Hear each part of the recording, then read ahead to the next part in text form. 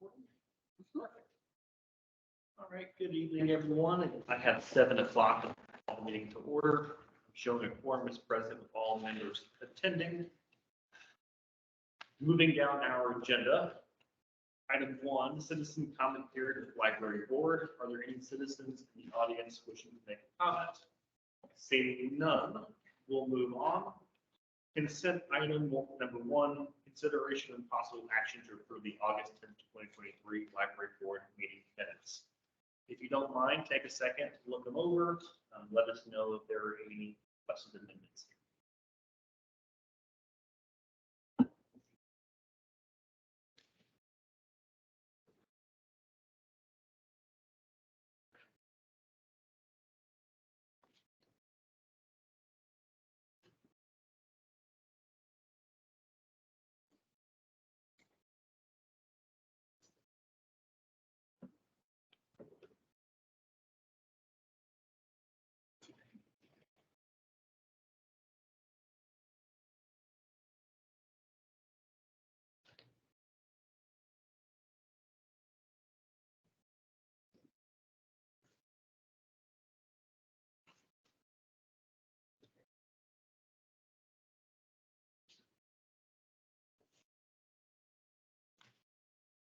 If we are all comfortable, there are no requested amendments. Is there a motion? There's been a motion to approve by Joy. Is there a second? A second from Mary. All in favor? I have one Oh, sorry. correction, I'm sorry. In the library director's report, it says lead librarian position most likely will be approved. I noticed that it's actually outreach librarian.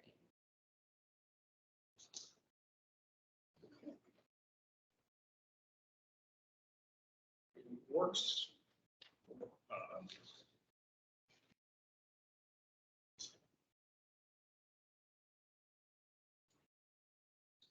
Do you see what that is?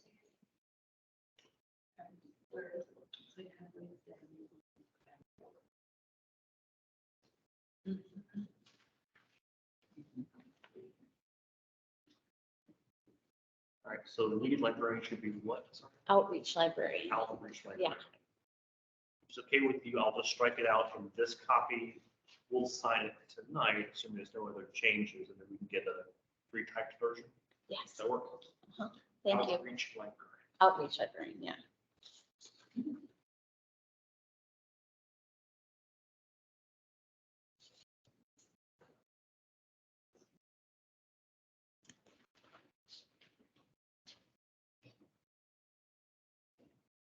All right. With that amendment, you still motion to approve by Joy. Is there a second? For Mary, all in favor? Any opposed? Hearing none.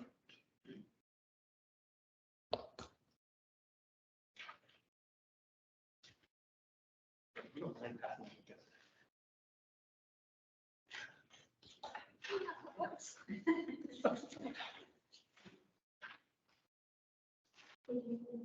All right. And we had just moved past the citizen comment period, but I want to give you an opportunity if you wanted to say anything. Okay. Perfect. Welcome.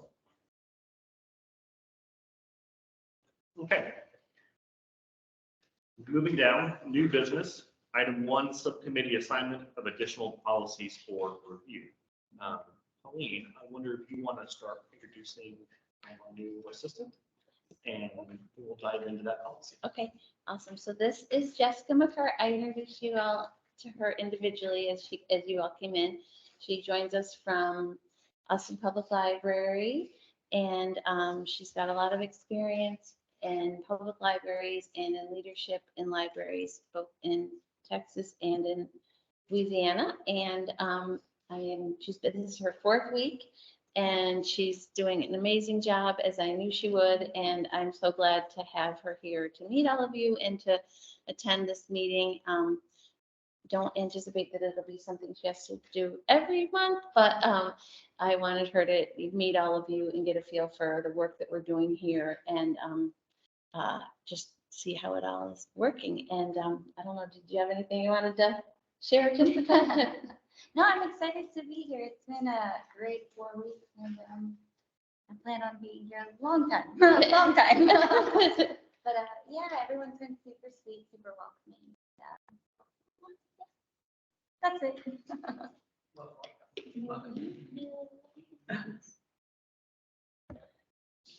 All right, so moving on to the policies, Colleen and I met earlier this week to discuss which policies we think might be the next ones to tackle, as we're trying to work through all of them, make sure they're all updated. The two that were flagged was the text share policy and the Kyle Public Library meeting room use policy. Do you want to give kind of an overview as to why we think these are the best ones next? Yeah, so the meeting room policy has, we use this policy a lot. It is what people have to read and commit to every time that they would like to use one of our community room spaces. And it has not been updated since 2014. And we, get quite a few inquiries that require us to really comb through it and make sure that this would fit within our scope. And I just think it's probably a really good time to make sure that it's meets the guidelines with where the city's at right now with how they share space and all of that. I think it's been a while and I think it would be really important. And then the check share card policy goes right hand in hand with our library card policy change because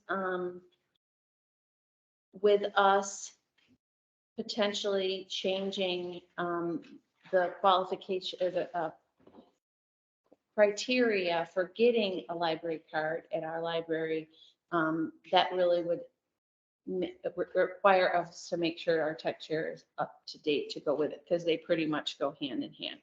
So those were the two policies that I, Jessica and I discussed and thought would be next to sort of take on. And I know we also discussed ways that we could make it most efficient to review any kind of changes. So we've tried a few different styles now. We've tried where we just kind of assign it somebody to work on something, assign it to some subcommittees and see how that works. And we thought maybe for this time, we'll start with getting feedback from you, from Jessica, from staff on proposed changes to the two policies. That way we can make sure we know how it's implementable, include that kind of update. Is that what you're thinking? Any other kind of comments there?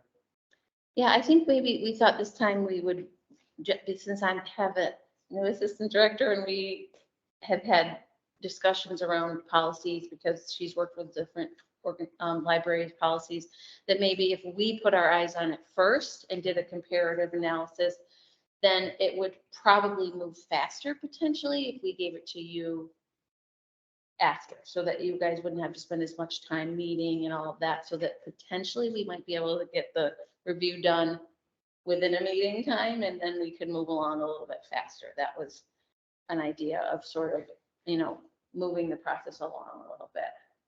That was what we talked One about. of the concerns that I had, I think we also shared, is not putting too much burden on Colleen and on staff. And I understand that now with Jessica to the hands, you're not as concerned about the workload, right? It wouldn't be too burdensome or pull you away from your normal day job to worry about that research aspect, right? Yeah, I think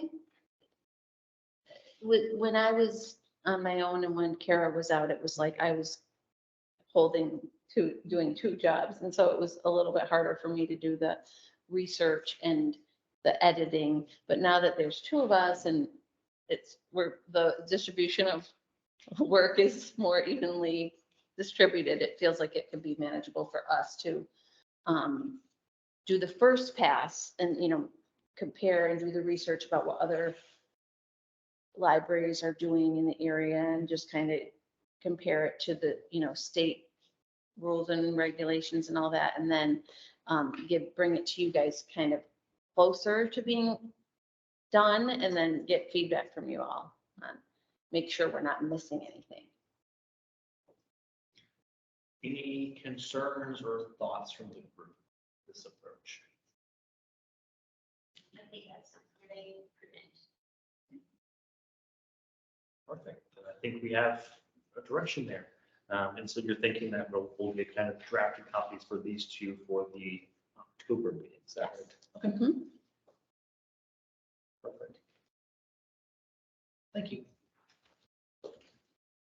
And that also segues well into item 2 of new business, discussing possible action on Kyle Public Library style and format. Morgan, you brought to my attention some good research or materials about making sure the way that we're presenting our policies are readable, are easily understandable, are consistent. And so do you want to say anything else on kind of this topic? And the handouts that she provided are included in your package regarding the, I'm going to mess up those names, so I'll let you talk about that further. There are 2 indexes that basically go along with the really old act where to put everything in plain language that the federal government initiated years ago. So it didn't occur to me at the time when we first started reviewing policies. I guess I should have brought that up sooner. But since everybody's going to be looking at these from the website and it's the public that's going to look at them, it should probably be in an easier language to understand with the style guide, because Christine and I both noticed that the KPL and the spelling out is not consistent. So people will see other things with the KPL, then they'll see spelled out, then they'll see this, then they'll see that. What the style guide does is that it takes everything and says, we're going to be consistent on the type of language we use. We're going to be consistent on what grade level we're going to gear towards, which should be 8th grade. When I took the policy that Christina and I did, and I went through both of these, it's kind of college level.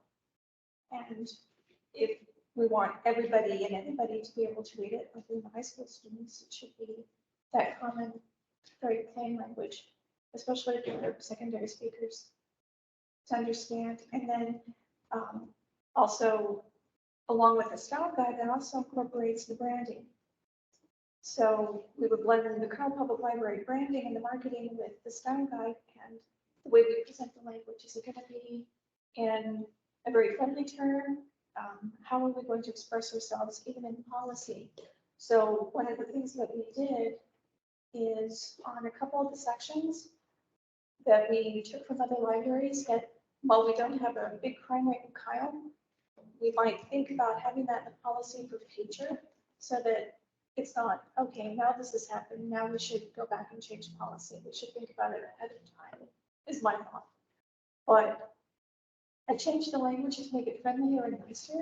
So do we want to look at that and have all of policy read that way? Or how do we want to decide what our style is, how we use the English language, and how simple and basic do we want to get? And that kind of falls under what a style guide is.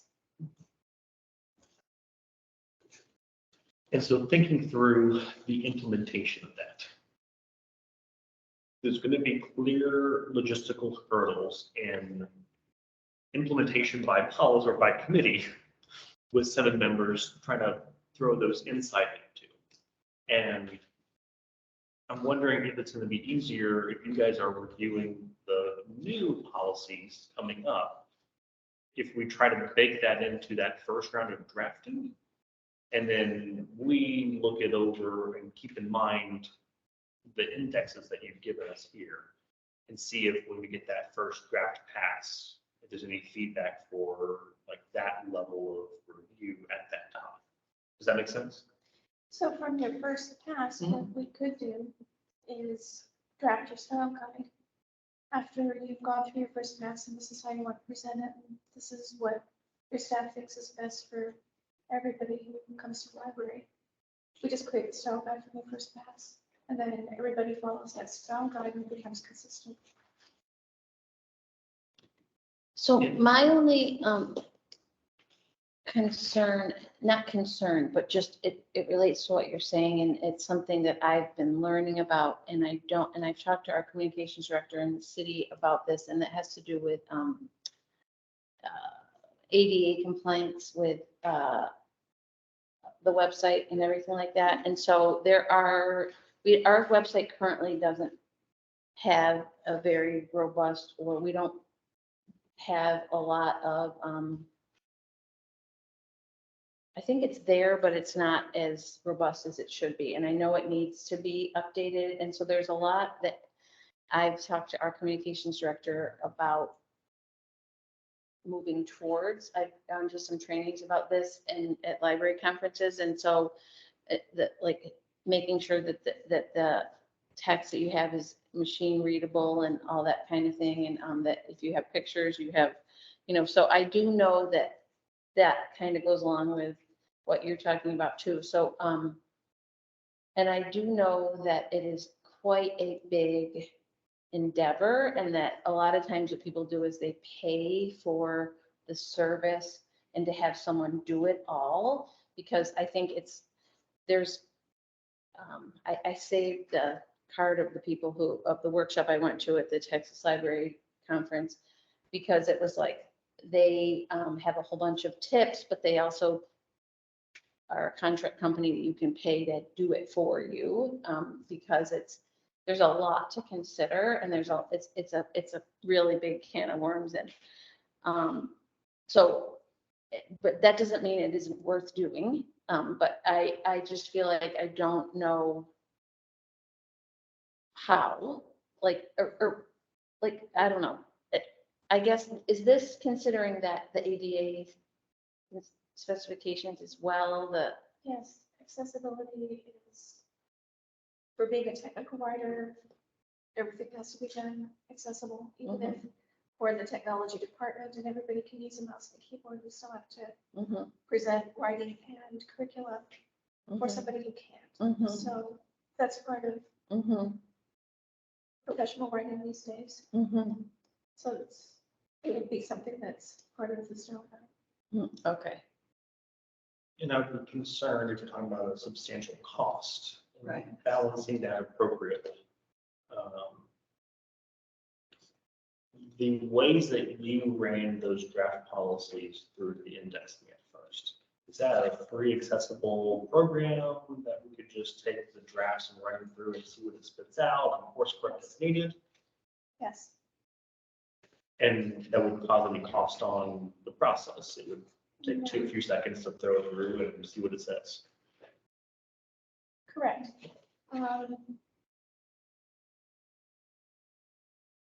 If you want, I could draft, because I've written a style guide for Optum Marketing, I've written a style guide for Texas Department of Agriculture, I've written one for Centene Technology. I could write a draft. You could look at it, because it'll have all of the accessibility and all of the general things in there. I can't remember if there's something like these two links. I've used these a lot in the past, the Flesh and Cave and the Gunning Fog, but I will look and see if there's something that you can run through to show if it's completely accessible. Okay. And we might be able to feasibly do it in-house. But I also feel like, I think there's a style guide on the city. That's what I'm asking. Yeah, the I city as a think, whole has because one? our website is a part of the City of Kyle website. So that is something that, like, we don't do it differently than the city. It is part of that. So I know that is something that our communications director has spent time on. So I don't know that if we need a style guide in terms of, I understand the consistency of the language around whether we use KPL or Kyle Public Library. I mean, that I completely agree with, but I don't want to create work that is being done by a department that is, you know what I mean? That's what I'm, Shouldn't be different from every city. Yeah, that's what I'm a little bit like, And I'd have to figure that out. perhaps we should Use that. Yeah, I Yeah. like the recruit. Well, we could just look at that. Yeah, And then as we edit and do whatever, we'll just follow that stuff. yeah. Because, I mean, even in our formatting and our font and our point size, like, we're all of this. Yes. That part really, Yeah. makes me cringe.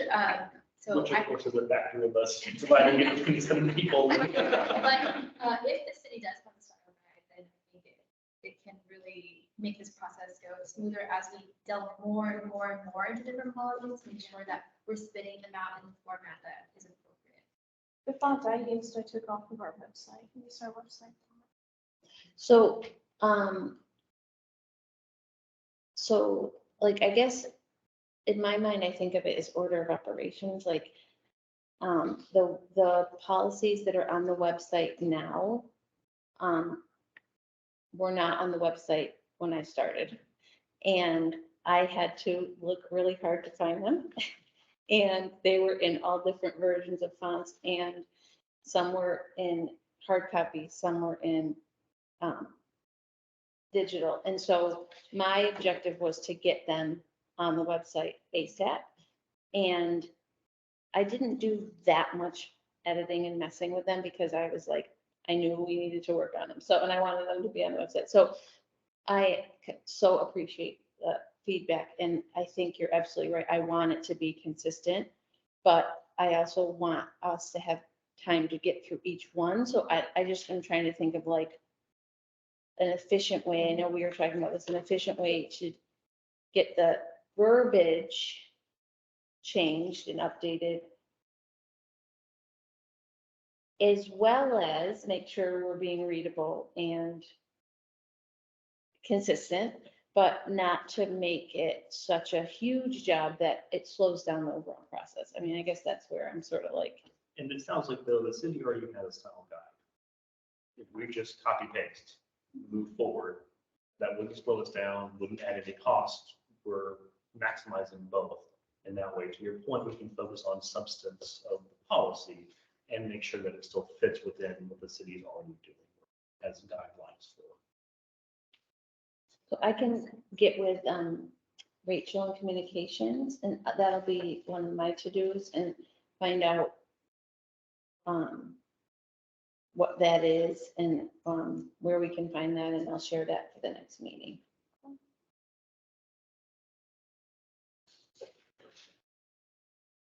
Perfect. Morgan, anything else on that topic? No, I can't think of anything. All these to pronounce, you just go to the website and you just upload, copy and paste, and it tells you. You should spell it.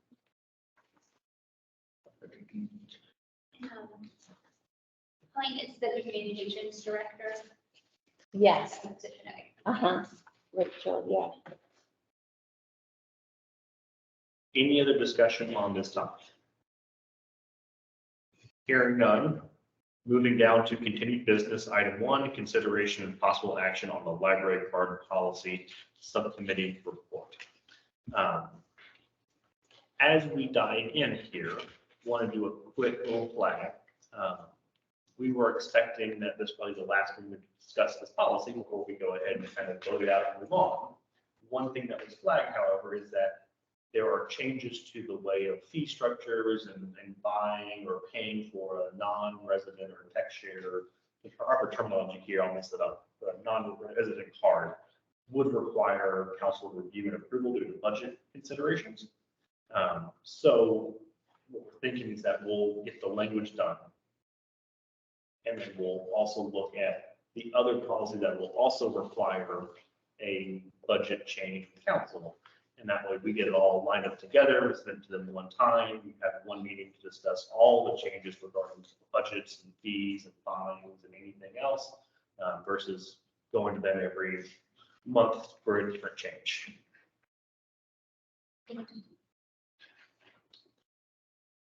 Perfect. So if it works, I'll do like last time and just run through and see if there are any changes here on the policy on the screen. Can you guys see the map or are you going to make it bigger? Okay.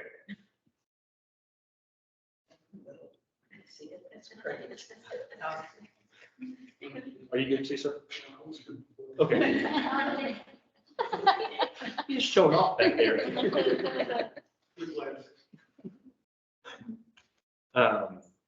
So beginning first paragraphs, any concerns or requested changes for that paragraph?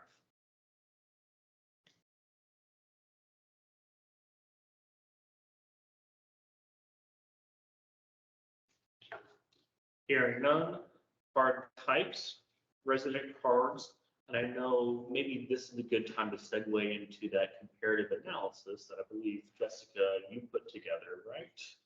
Yeah. In the back of your packet, Jessica was super helpful and put together a little comparative chart that shows how Kyle compares to the local jurisdictions based off size and fines and dollar value, so we can kind of piece it all together and see where we stack up with our neighbors. Jessica, what do you? Yeah, so I have this organized by population size, and then I highlighted Kyle in yellow, just to show where we're at. Colleen, what are we focusing on? Are we gonna focus? Oh, on- I think the out of resident fee. Yeah, so, because we were looking at the out of resident fee and between Leander and Pflugerville, we were personally thinking more around 15 or 20, right? For an out of resident card, just based on where we're landing in population and compared to what other cities are currently charging for out of resident.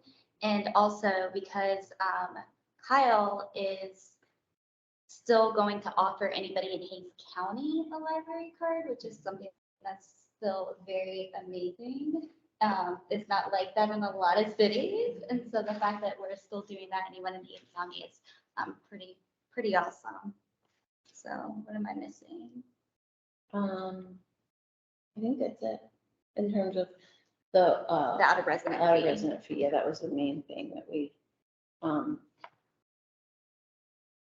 and also just as we've talked about in other meetings, just, you know, one of the fees that I have been interested in changing is, the fines.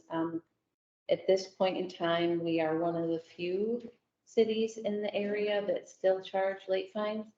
And when I endeavored to help Hutto when I asked city council to have Hutto get rid of our late fines there, we were the 5th one that went fine-free out of all the ones, and that was in 2021.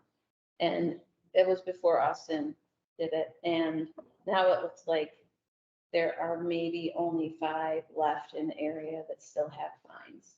And Buda actually just went fine-free too. Yeah, so yeah, that's just something that I wanted to bring to your attention. I was so surprised when I saw how few. I hadn't done the research in a little while since I had put it together for Hutto, and I was like, wow, that really has changed a lot. And the other thing is that there's been research of librarians in the area have gathered around, you know, the shift in, you know, are we losing revenue? Are we losing resources? Are we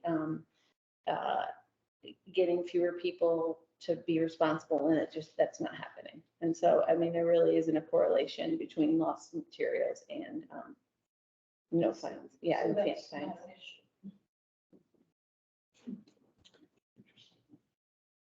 Well, a lot of libraries, what they'll do with their system is like, if the book is late for like over 2 weeks, it will block it. It will block the account until you return it. So it's not going to charge you. You're just not able to check out anything else until you get that book back. So there's definitely ways around it to make sure we get our materials. Yeah, back. and then also that is a downside for people who use digital as well, because it locks your digital account too. So if you have a book that you haven't returned, that is physical book, after, I think it's after 2 weeks overdue, your account gets blocked, and you can change this, you can set that part, and then after 90 days of it not getting returned, you get a bill for the book. I think last time we talked about being really careful not to tie these conversations together. We didn't want to make them in position to one another, that we wanted to decide how much we're going to charge, or if we're going to charge for out of resident on its own as a one justification, and then removing fines or other types of fees as a different conversation with a different set of justification. And so I think the $50 is an arbitrary. So I think we're totally fine moving it. So like in the interest of time, what were you hoping to land down from your staff conversations? for the out of resident fee. You know, somewhere between, you know, anywhere between 10 and 20, really. I think 15 is a good number to start out with, because we haven't charged before, and we're not trying to like put a sticker shock on anybody that, you know, would ultimately have to pay that non-resident. And so I'm also wondering, since we have to tie this connection in with council approval purpose due to the budgetary concerns. If we punt the question on dollar value tonight, we replace the $50 with a C fine schedule A. We make that as fine schedule A be the comprehensive everything listing that shows any kind of late fees, any kind of overdue fees, any kind of replacement fees, any kind of paper copy fees, whatever it is. And that way it's one document that we send to council for approval versus 20 different policies. And if you change anything, you change that one document versus 20 different policies every time we change a price for whatever reason. And that actually works with the way the finance office addresses the fee schedules too, because every year during the budget season, they ask us if we want to change any of our fees on our fee schedule. And I'm imagining, like what Christina and Maureen, you guys have on your circulation policy, like that type of format that we have listed there, but just a master one for everything that we do in this policy and all the future policies. It's all just one thing, you change it one time, or we call it like. So we just take out $50, Yep. just in for a fee. A fee as established in the Iowa Public Library fee schedule. I've seen other libraries do that too.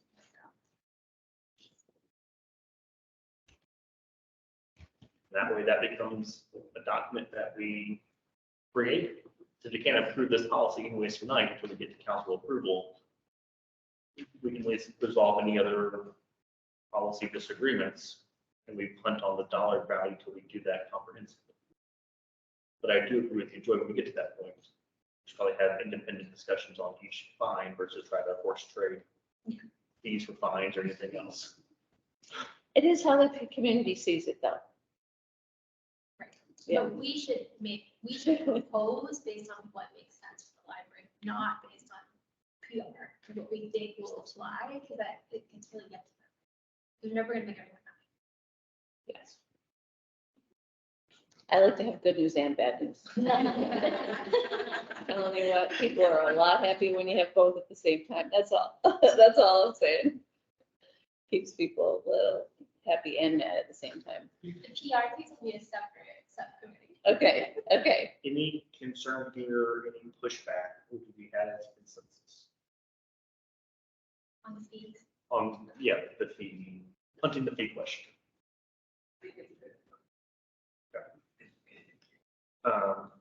I was sharing this with my staff Mhm. and they had trouble with the every year part of Okay. renewing every year. Verifying address. Verifying address. Just based on what we have noticed with other public library systems, it's more common practice for it to be at least 2 years. 2 years. Yeah. Or 3, yeah. I think part of the reason that we did it is to align so that every card has the same verification timeline. So if we moved resident cards to verifying every year, then would we want non-residents to pay every however many years that we're gonna do that? Because then you have one card that's checked every once a year, we have another card that's checked every 2 years, so I think, That's pretty common now. I mean, that's up to staff and how that works in terms of your verification process. How you want it. So we defer. I think it's okay to have different for the different ones personally, because the out of resident ones, non-resident, they may only want it for 1 year. They may be in town visiting their grandchildren for 3 months of the year, and they may I mean, the people who get non-resident cards are usually people who don't necessarily renew. So Yeah. every year is like, yeah, it's not, or they find out they paid the $20 or $50 or whatever it is, and they find out it wasn't really worth their while, and they're not in Kyle very often, or we don't have the best collection. No, that's a lie. We have the best collection. But, and so then they decide not to get it again, so that every year makes total sense, but the people who are our regular patrons, who live in the area, who there's not a lot of change, I think when we went from 1 year to 2, they appreciated it. Here, we went from 1 year to 2 already. Do you want to? I think 2 would be good for the resident. I can't see the step checking every year.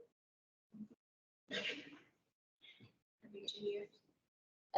That's what the feedback was. And they did go from 1 to 2 already. So this would be us switching back to 1.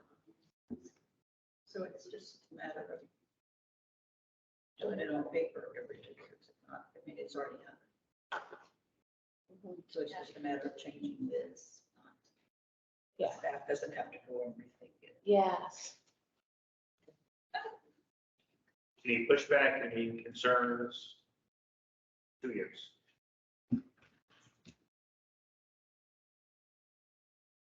I'm sorry I made it yellow. It was something that I didn't want to forget to bring up to people.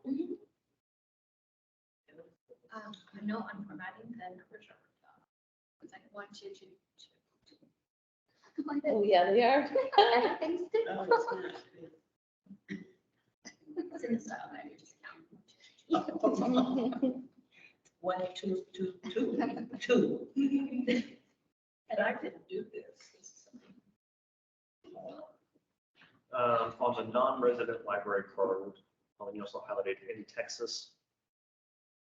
I didn't think that it had to be a Texas driver's license. That's not how I understood out of resident. They could live anywhere. They could have a license.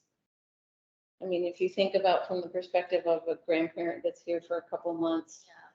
I mean, anybody who has any kind of ID that wants to pay for another resident. I don't think it has to be a Texas driver's. I didn't understand it. So if they're not, that would create another issue, because if they're not from Texas, they're from Louisiana or Florida, and then what are we gonna, how are we gonna identify that on there? Do you know, does it make sense of what I'm saying? This limits it to Texas only. So we just say out of county residents, all non-resident, and then the text share that's to that type of card, youth card that's for under 18, and then digital card for online materials. If we can pause on digital.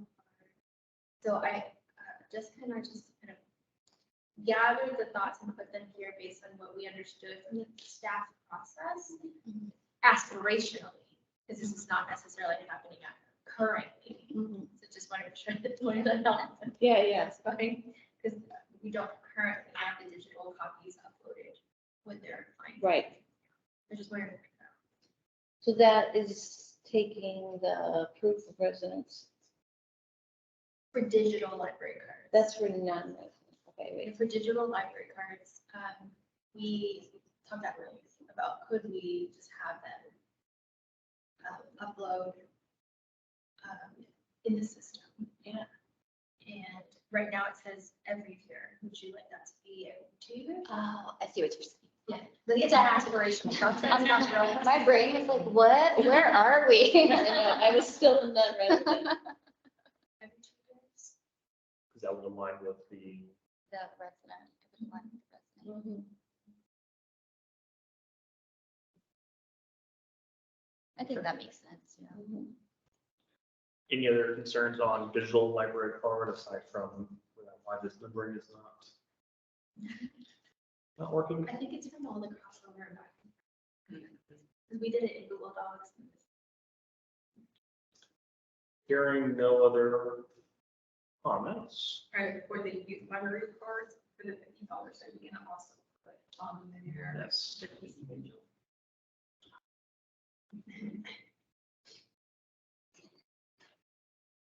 Thank you.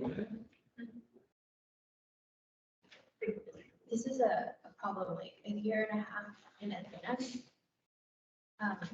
But when you have a bookmobile, how would you handle little children that come up to you without a library card and say, please, let me have a book? So that's just another process. Having books that are not library books that are donations, like for giveaways, Yeah, yeah. that always. Yeah, helps. we're gonna definitely have to do a bookmobile sort of ish policy. Yeah.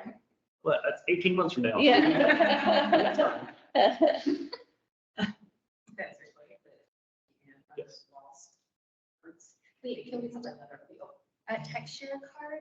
I think, I'm part of writing this, but I'm gonna add, can we add see texture policy at the end of that? Is this just, is it a little blurb, but the entire policy should probably be.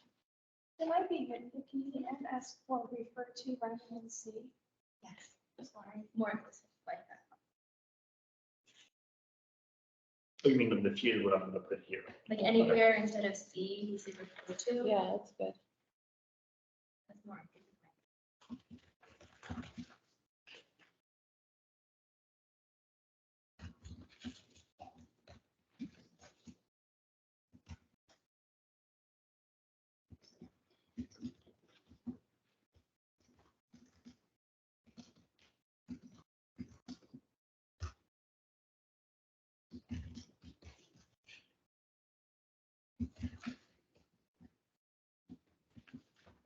Like that.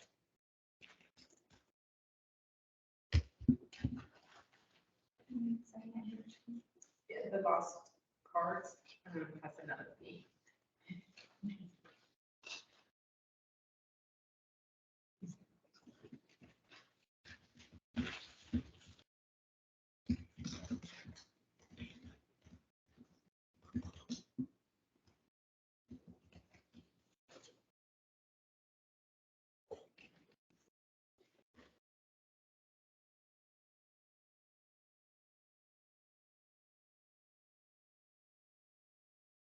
And any other edits for the types of cards? Is there a list of like, not the type of class, but I'm sorry, who you are, the sub bullets? There is some, like, some items are capitalized and some not. But down the list, yes, so green card is the actual Name, name, yes. but the last one, employee identification card. I think that would probably just be. Probably, yeah. I figured it was really just a great card.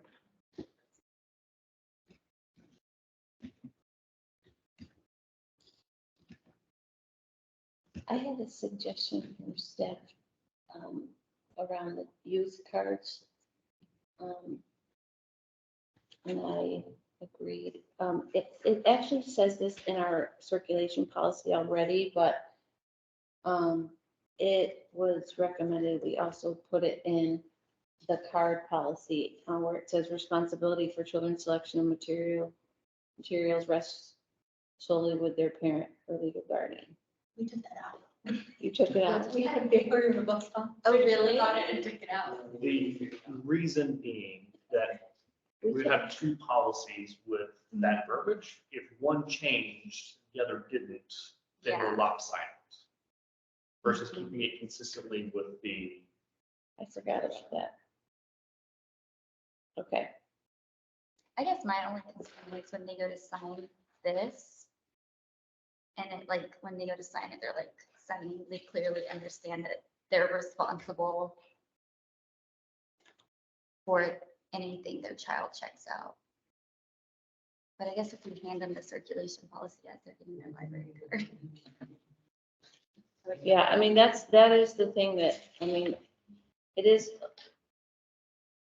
a liability kind of thing right now, especially in the climate that we're in right now. So I just feel like, because saying it, I know we discussed it before, but saying it in the circulation policies, that's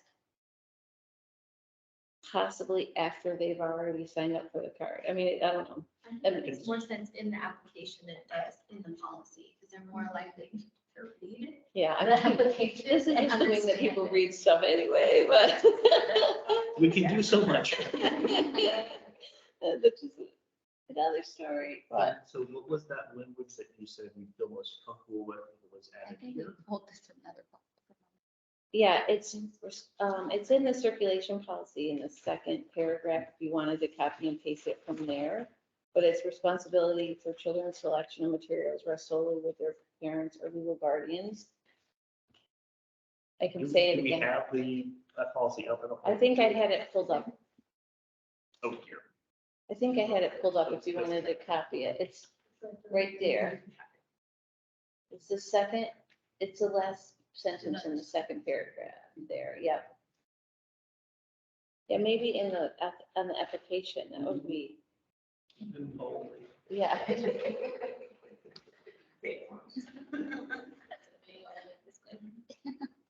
I like it there. Yeah, So everything on it brings me peace of mind. everything on this page really talks about it not being a part of the formal policy itself, but they were just suggestions that we had for how it might look based on comparing what's in the policy to what is being asked already. Can you repeat the very last thing you said? I'm sorry, the brain made it work. That we agreed that this application, however it finalizes, won't be a part of the formal policy. It's just a suggestion based on writing this policy, what should be incorporated into an application. It's made to make sense, so that they match. If we need this, it should be used to present this out.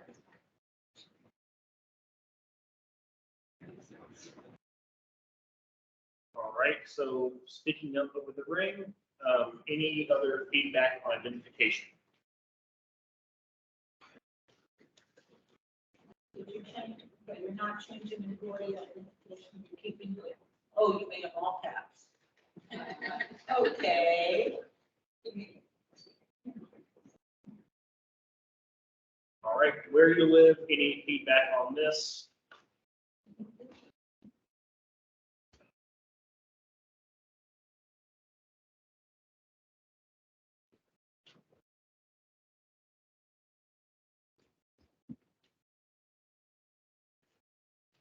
Hearing no other feedback. Lost card. Any additional feedback here?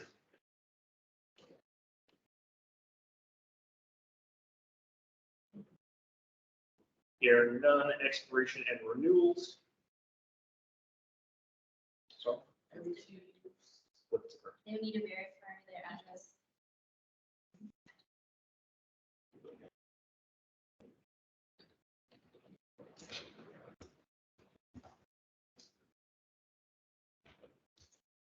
as required above?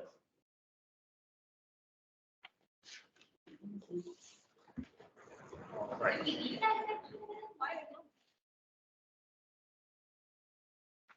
I mean, yeah, I know we wrote it, but now. Why do? Why do that? Why did they do that? Yeah, I mean, I guess it's fine, but it just says, Nothing, this is you have to say that. Did you remove that? I guess the only thing that new information would be the library director shall direct staff to verify addresses and we'll do that time. But if we just, I don't know if that's necessary. What do you all think on this? Say it again? I think we need that last. I don't think so. I wonder if we had it there because the old version had it there. Maybe. Yeah, and we debated a little bit about the expiration, like the when expiring. So I don't think it's necessary. Yeah, we've stated it. Under each card. Yeah. I think it's good without. Is that consensus that we delete it? It adds no value. That sounds like consensus. All right, so any other feedback on this policy.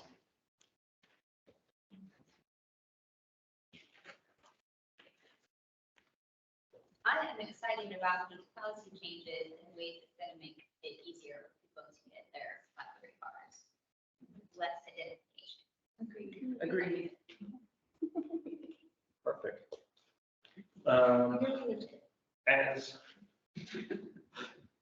As we still have to punt this until we get council approval, I'm gonna motion to table this policy change until a future meeting.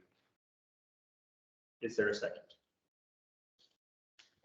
The second for Mary. All in favor? Opposed? Passes.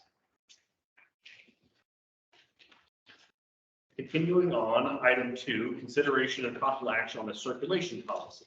Noting the time, I don't know that we'll have time to dive into this yet again. But seeing as it is like the third month, we're going to punt on this one. Keeps going. Here's what I'd like to propose, is that unless it's too much work for you guys, Colleen and Jessica, can I add this to the stack of those 2 other policies, the tech share and the other one? That way you guys can take a look at that, confirm the staff, how practicable it is, can we actually implement it, are there any concerns with anything like that? And that way maybe we can start with a consolidated draft now that we've had extra notes from Christina and Morgan on this one. That way you have some guidance from us as to direction maybe we're trying to head into. Yeah. We also can get your feedback too, and we can meet in the middle. Yeah, that sounds good. We can do it. Does that work for you all? So just clarification. So if they're gonna take those big policies for October, does that mean that when we get the email in October, we're to review all of that and come prepared with our edits, or you're wanting us to send edits to you so that it can be incorporated into Okay. that? Let's do this. I'll wait until that conversation is. Of course.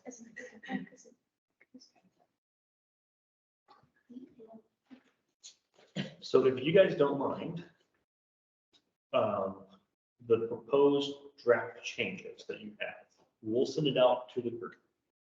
If you all wouldn't mind, when you get that, and I call for any other meeting agenda items, send me your proposed edits individually. Don't reply all there, because I don't want to have an Open Meetings Act violation.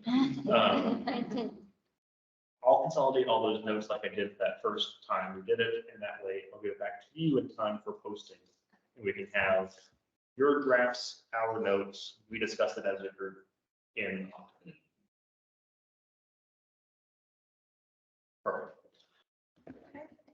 So I will motion to assign the circulation policy back to staff for additional feedback for the October meeting. There's been a motion. Is there a second? A second. Second for Gracie, all in favor? Opposed? This passes. Item 3, library director's report. All right. Well, I already gave the first part of my report, which Jessica McCart is here with us, and tell you about that. And we also got the very good news that the library was accredited for another year. Accreditation was approved, and so that is always a big relief. We also, this month, signed the contract for the bookmobile, and I got the dates of when, and Jessica helped me, we made our choices for specifications in terms of what it's gonna be equipped with. And because that had to be all put into the quote. And so that is going to be, it's in the queue, which sounds very exciting, except their queue is very big, which means that we, at this time, have a start date of them actually like assembling it or modifying it to our specifications in September of 24, with it being ready for us to drive in December of 24. So it is in process.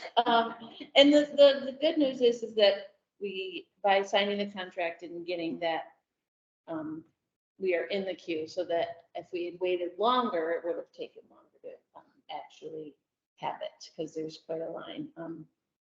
So, yeah, that was one of Jessica's first week jobs with me on a webinar, or not a webinar, a Teams meeting with the guy from Ohio, making choices about the bookmobile, so very fun.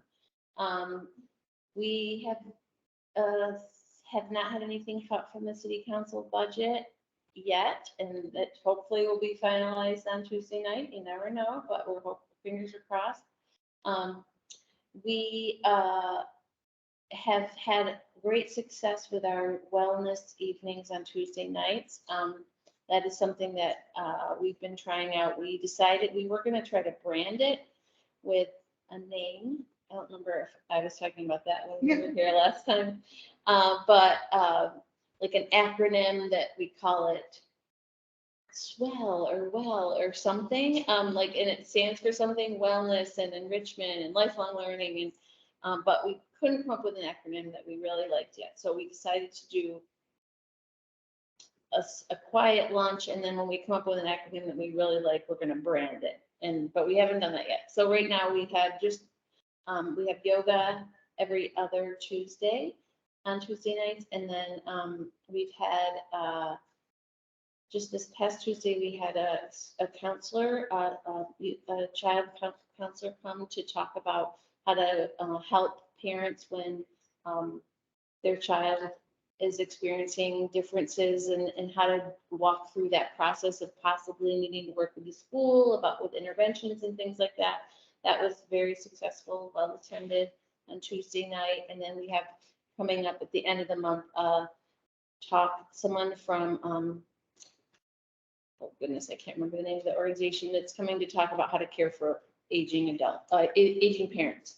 So we're going to be and then in October we have someone coming to talk about grief counseling, and then we have someone also coming to talk about, from an animal hospital, to talk about caring for pets. So we're kind of just trying to cover a whole lot of different wellness oriented kind of.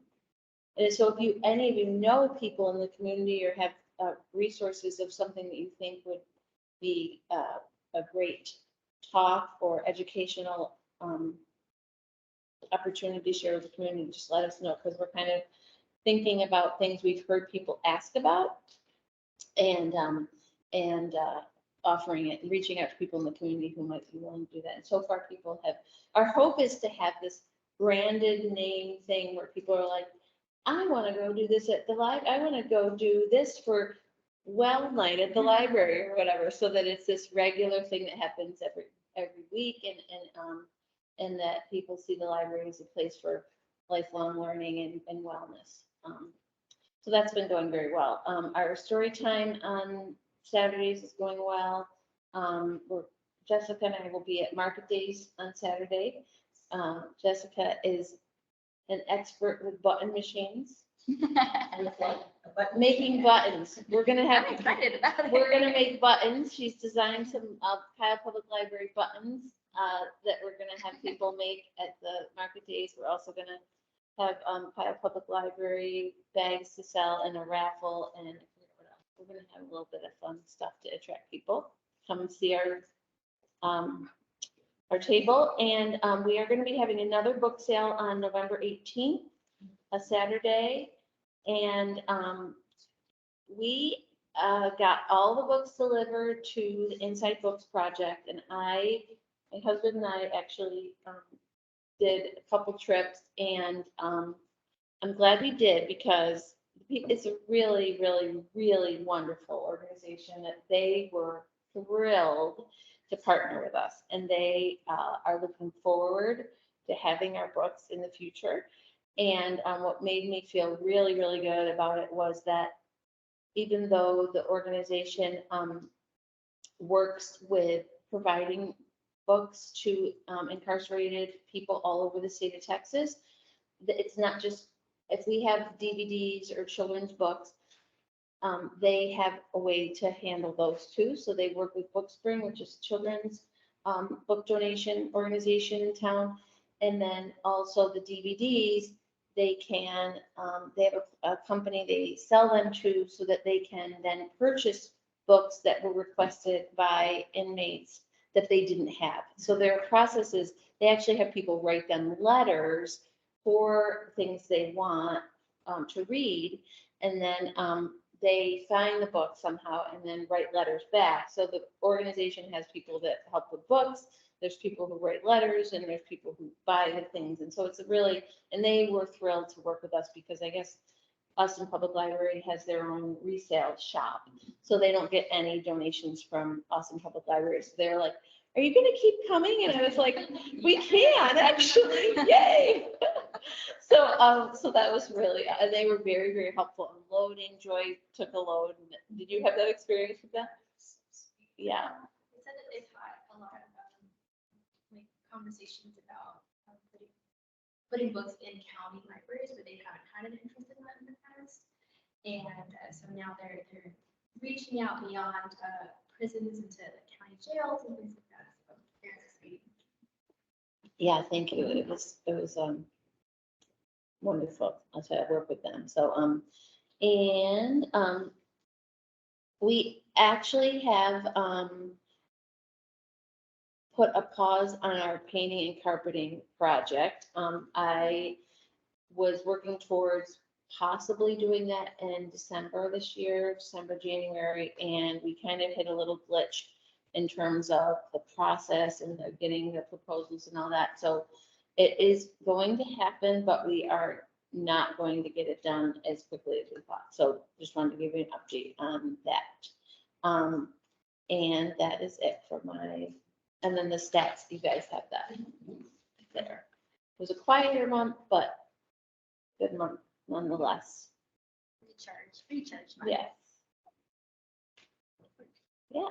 It's been great to drive through the library a lot and see a full parking lot. And especially today when I drove in, I almost had a hard time finding a parking space. Really? I love that. Well, not to be letting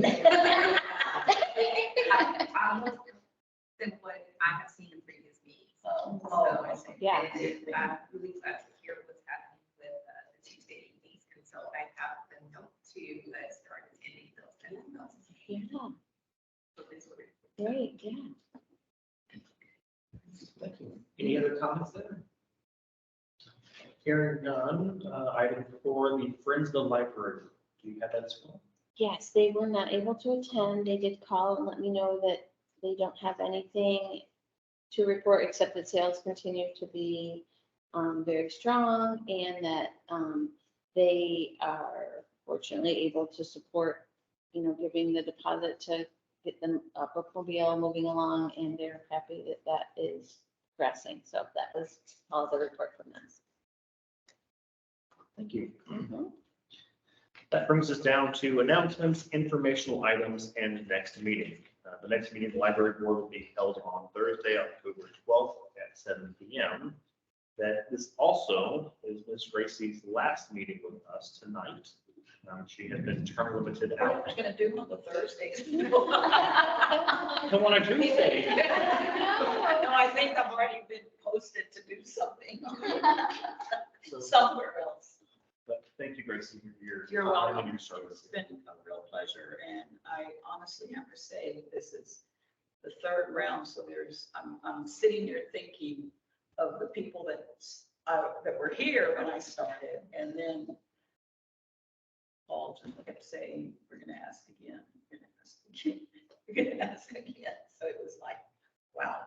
So I've seen the development and the things, and yeah, growing and all the neat information and things going on. So it's been a pleasure working with you guys and seeing all the work. And I know I was compulsively falling and breaking limbs, but I have experienced at least 2 months without any injuries, so that's a good thing. But I do need a favor because I'm on the Kyle Academy, and I need to report that I attended a board meeting.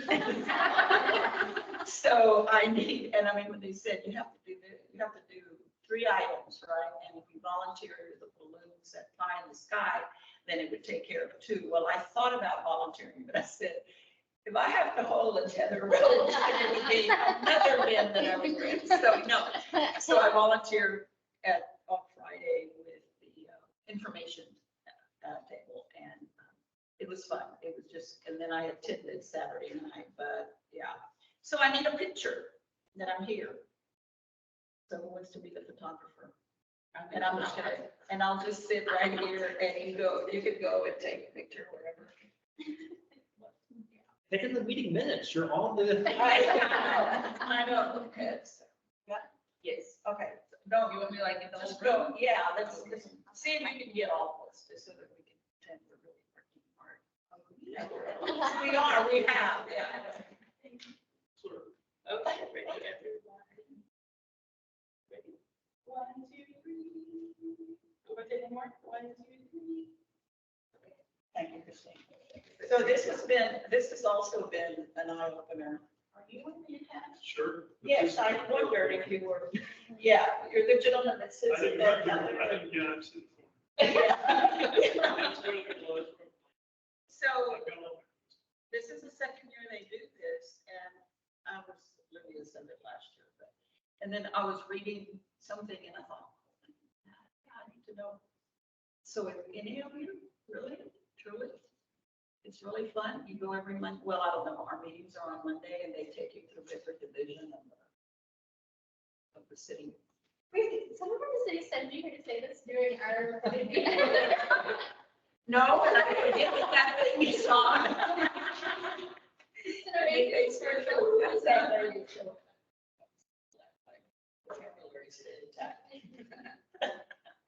So thank you, everyone. I'm sorry, I didn't mean to interrupt the end of your. I'm done. You just said it. On a related note, are we transitioning positions as well for the next meeting? Is this my last meeting as the secretary? That was my next note, yeah, so we have, coming up as well, council is tasked with putting 3 more appointments on. I know that there are positions forming, and Tracy got it all up. Morley and Christina have been put back in for reappointment, council, whenever they decide.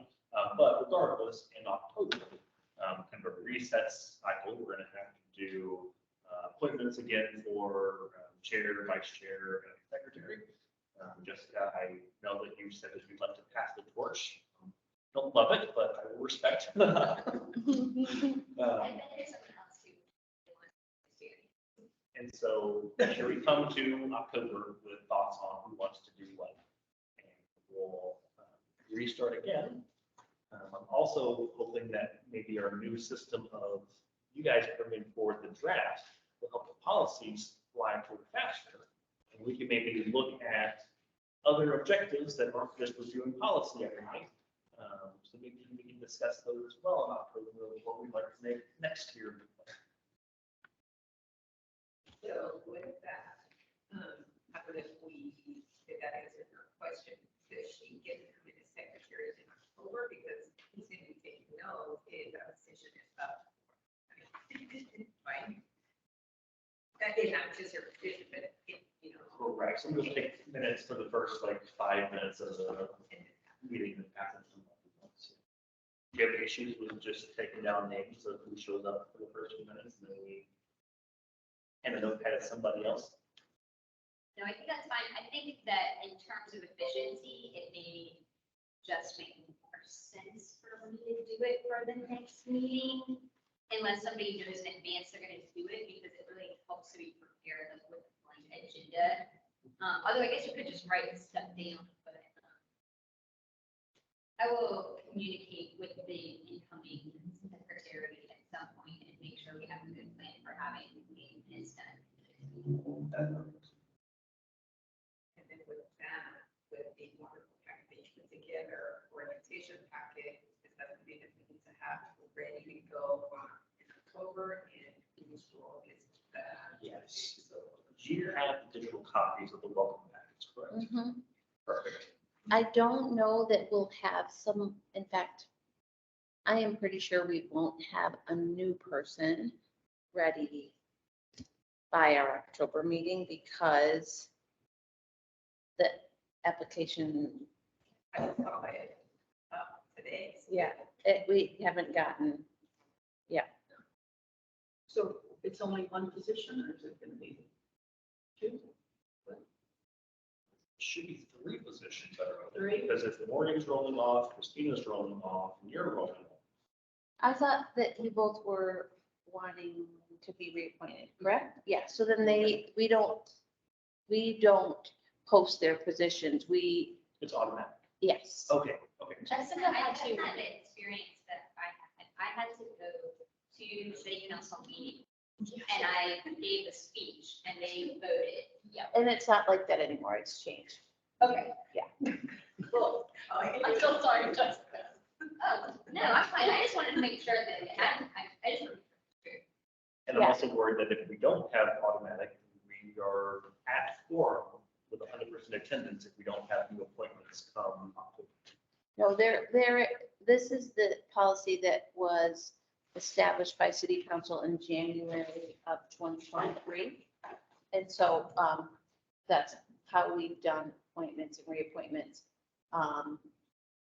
Since if you want to go to the boards and commissions, what part of our website, it shows that.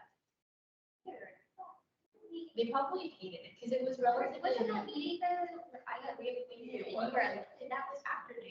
No, last year. It was, I watched you guys on video. It was, I mean, I remember seeing you.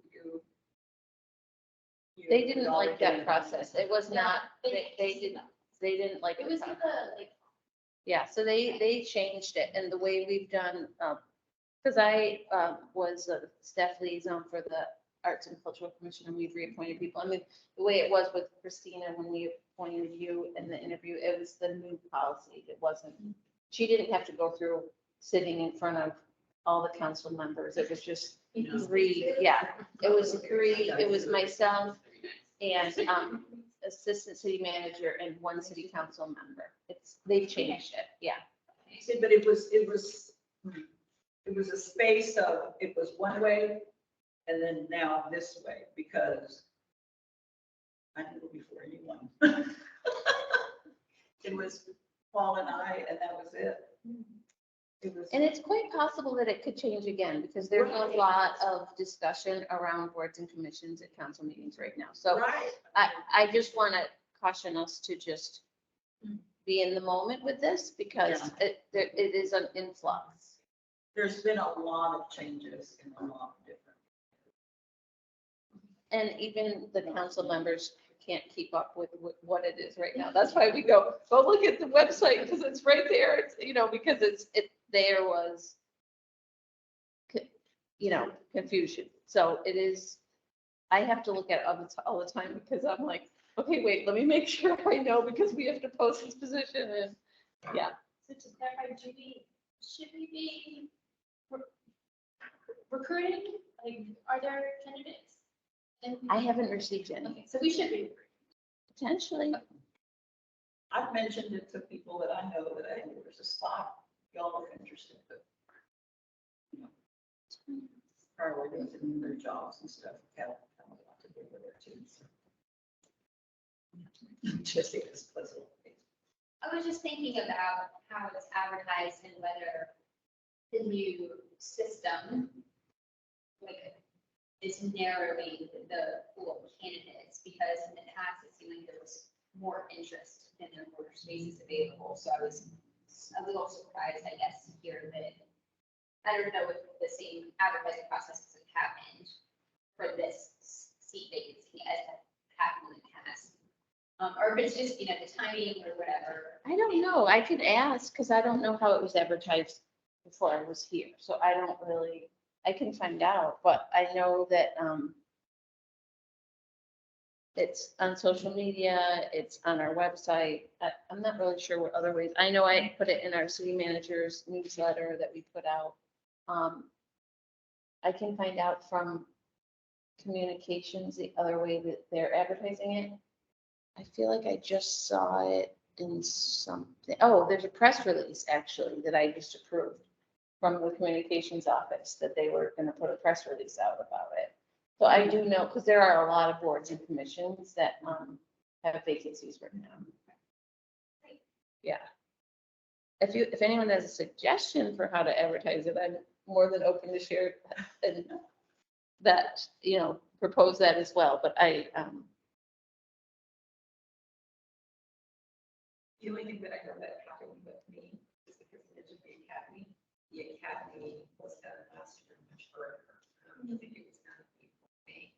And a part of that, they talked about serving the community, if you will. And so soon after that is when they started posting. And if I know that of that class of about 30, there must have been about 10 of us that were board for positions. Okay, you did the academy. I did. There's not 30 of us. Yeah, that was a very active group. Maybe 25. Yeah, I think that was here. I'm sorry?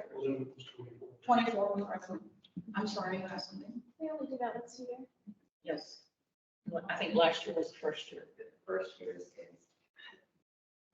before COVID. But I couldn't go to the, they did it on thing that we're gonna. Yes, I think that the timing really helped a boon in like the applications across all of those positions. And so if it's off cycle or if they're being promoted separately, then that might be. If no other topics for discussion tonight, Ms. Grace, would like to give your last motion for your tomorrow. I move that we adjourn. There's been a motion. Is there a second? Second. There's been a second. All in favor? Any opposed? Motion passes. We stand adjourned at 8:16. Thank you all. Gracie, It's been a pleasure. thank you. All your patience as we watch us on board. Oh, I am really in need of entertainment when I watch all the board condition meetings every night.